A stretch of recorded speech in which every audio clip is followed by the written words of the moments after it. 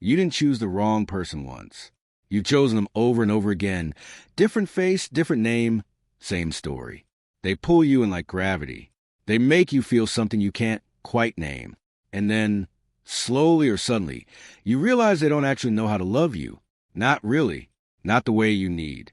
And the most painful part? It's not them. It's the pattern. Because this has happened before. And somewhere deep down, you already knew it would happen again, and you let it anyway. That's not a character flaw. That's not you being stupid or weak or broken. That is your nervous system doing exactly what it was trained to do. And today, we're going to talk about why and how you stop it. You know the feeling. You meet someone, and something about them just clicks. There's this electric pull, this sense of familiarity. Like you've known them your whole life, even though you just met last Tuesday. It feels like fate. And for a while, it's everything. They're attentive, magnetic, and a little mysterious. Maybe they open up to you just enough to make you feel special, like you're the only person who really sees them. And you love that. You lean in. You start to care. But then, slowly, then all at once, something shifts. They go cold without explanation. They say, I'm not ready for something serious. After 3 months of acting like they are, they get close and then pull away.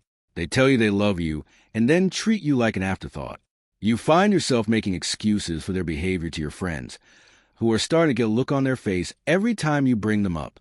You know the look, and you're left doing this exhausting mental gymnastics. Try to figure out what you did wrong, what you could do differently, how to be just the right amount of everything so they'll finally choose you, fully, consistently, without you having to earn it every single day. I want to ask you something right now, and I want you to be honest with yourself. How many times have you found yourself chasing someone's potential instead of accepting their reality? Drop your number in the comments. Just a number. You'd be surprised how many people are typing the same thing. Here's what nobody tells you. The anxiety you feel in those relationships, the push and pull, the hot and cold, the are we okay loop, that doesn't feel like anxiety to your nervous system. It feels like love. It feels like passion. And that confusion is at the heart of everything we're going to talk about today. Imagine someone named Maya. She's 26, emotionally intelligent, the kind of person her friends come to for advice. She meets someone at a work event. Confident, a little guarded, charming in a way that makes her feel like she has to earn his attention. She tells herself it's just chemistry. 6 months later, she's canceling plans with her best friend to wait for a text back. She's more focused on keeping him interested than on whether she's actually happy. And the painful part? Deep down, she knew from the first month. But the uncertainty felt too much like excitement to walk away from. Maya isn't unusual. Maya is most of us. Here's where science gets uncomfortable in the best way. Your brain is a pattern-matching machine. From the moment you were born, it started building a map of what love looks like, what it feels like, how it behaves. And the primary cartographers of that map? Your earliest caregivers.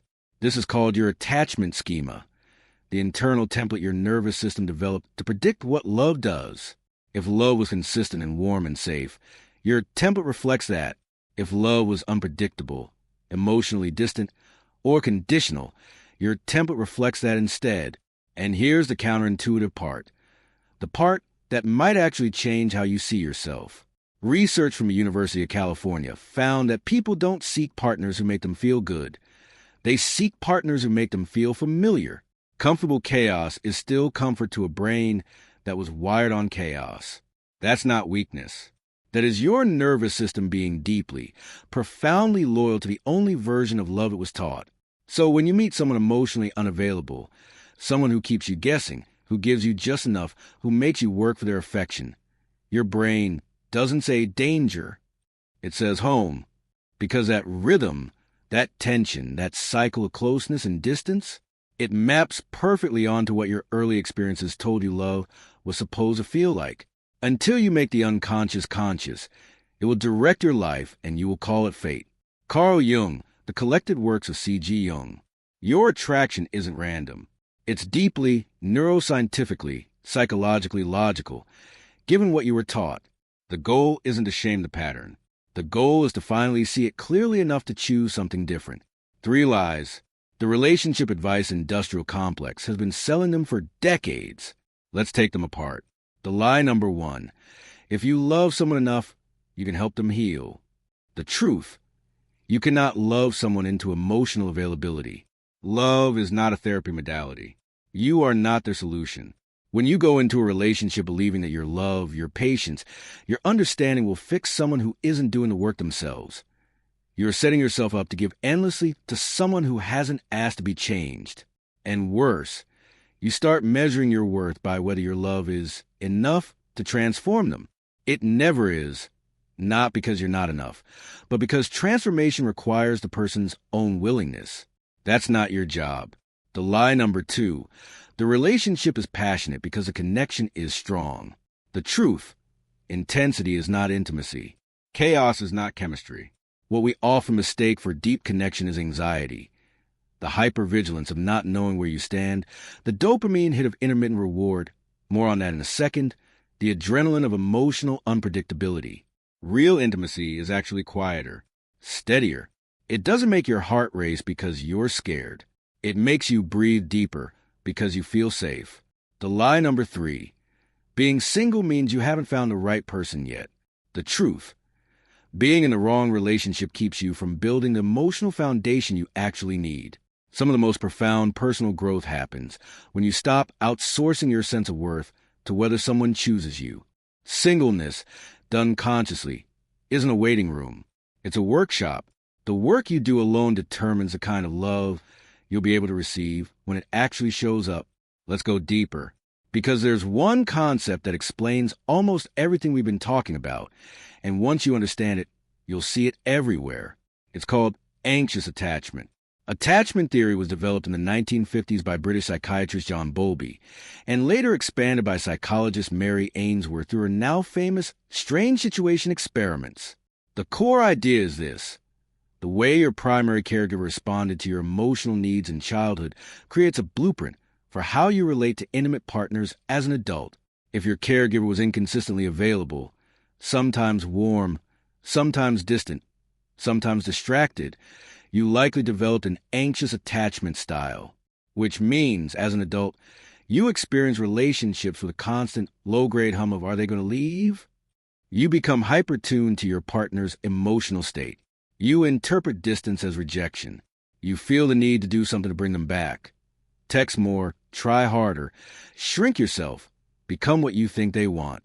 The most important thing a father can do for his children is to love their mother. John Bowlby, Attachment and Loss. Here's a relatable version of this in real life. Picture someone. Let's call him James. His mom was loving but overwhelmed.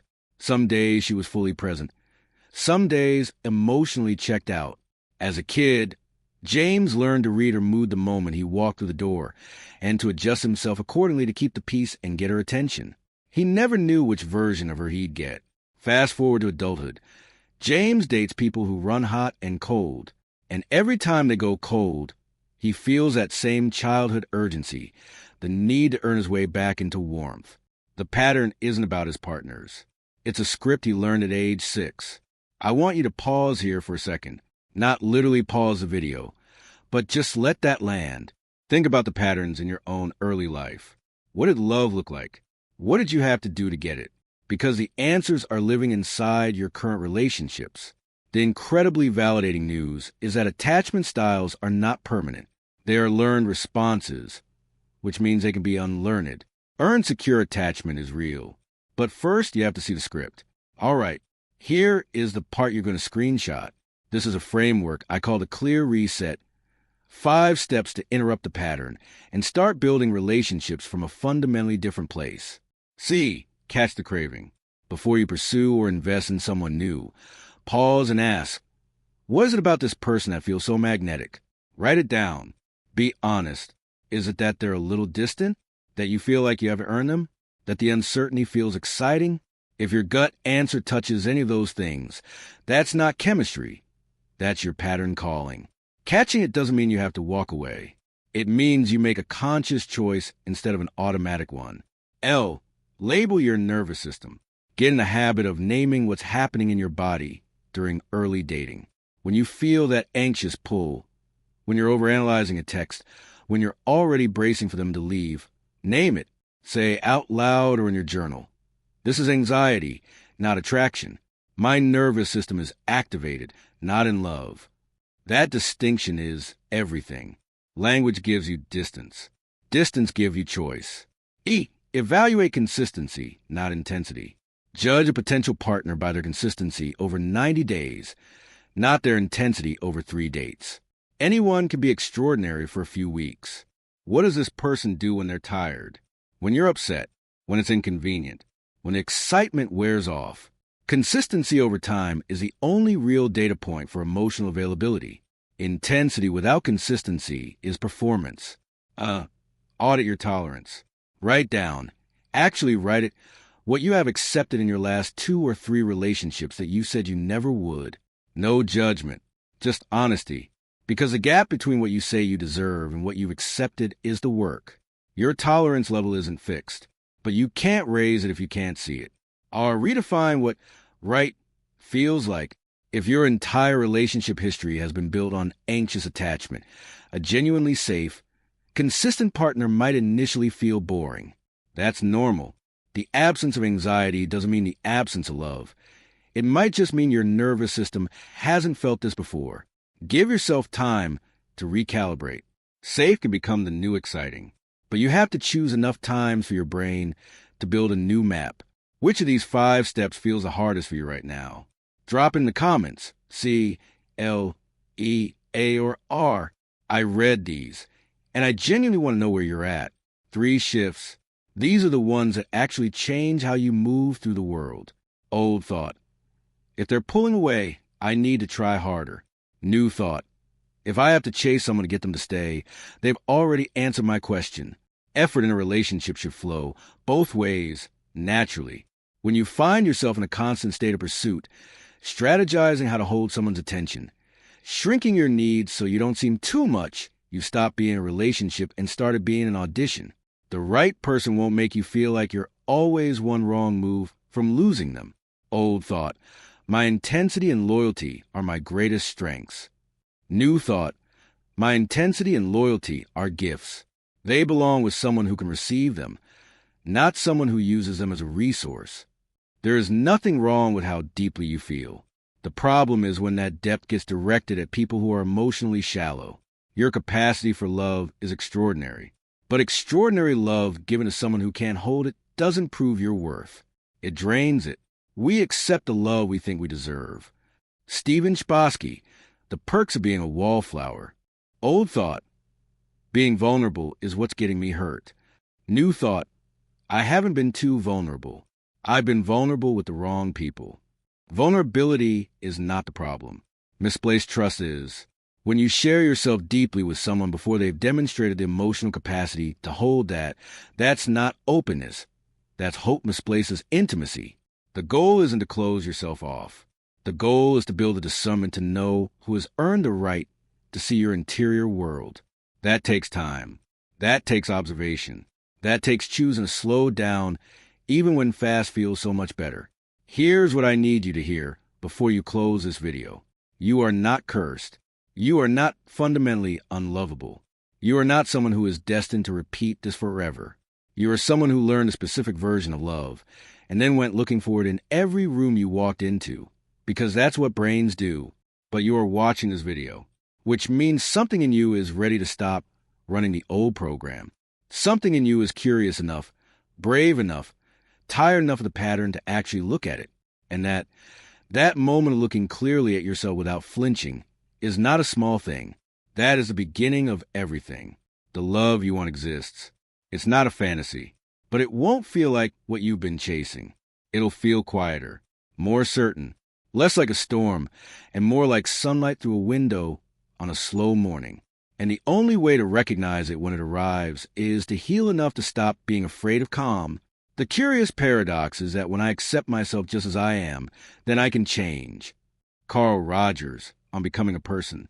You don't have to figure all of this out today, but you can take one step. Pick one letter from the clear reset, just one, and try it this week. If this video hits something real for you, something you've been carrying quietly, share it with someone who needs to hear it. And if you're new here, subscribe, because every day we go this deep into psychology of how we love, why we love the way we do, and how to do it better. In the next video, we're talking about something that almost nobody wants to admit. Why some people actually self-sabotage when love finally feels safe, and the specific psychological mechanism behind it. It's one of the most important things we'll cover on this channel. You do not want to miss it. I'll see you there.